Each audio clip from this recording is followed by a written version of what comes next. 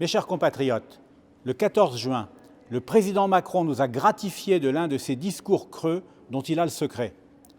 Toute honte bue, il s'est réjoui de la qualité de sa gestion de crise. C'est oublier un peu vite les conséquences dramatiques du manque de masques dont il est responsable pendant les premières semaines de l'épidémie de coronavirus. Pour le reste, il a sombré dans une incohérence totale. Il a par exemple reconnu qu'il fallait restaurer l'indépendance de la France. Mais dans le même temps, il a affirmé qu'il voulait, je le cite, une Europe plus souveraine. Il faudrait quand même se décider. Le général de Gaulle, lui, avait clairement choisi l'indépendance de la France. Il n'y a rien de plus terrible que d'avoir un chef qui n'a aucune vision de l'avenir et qui flotte au gré du vent. L'avenir, parlons-en.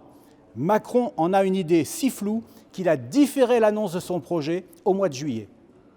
Le temps, sûrement, de réunir les centaines d'experts qui le conseillent et de donner un semblant de cohérence à la cacophonie de leurs divergences.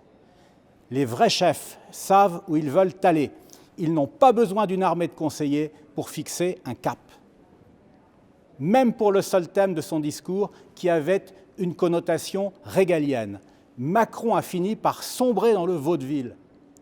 C'était une agréable surprise que de l'entendre dire que la République ne doit effacer, je le cite, aucun nom de son histoire.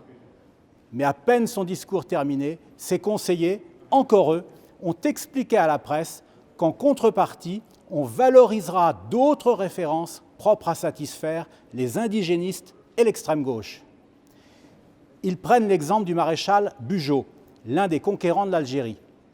Ils expliquent, je n'invente rien, qu'on conservera l'avenue Bugeaud à Paris, mais qu'on pourra en contrepartie y ériger une statue de l'émir Abdelkader, le chef des Algériens qui combattirent la France. Pas de miracle donc. La stratégie du « en même temps » aboutit comme d'habitude à abaisser notre patrie. Il ne faut pas s'étonner qu'une majorité de Français n'ait pas trouvé ce discours convaincant. L'incohérence et le manque de vision de l'avenir y étaient trop flagrants.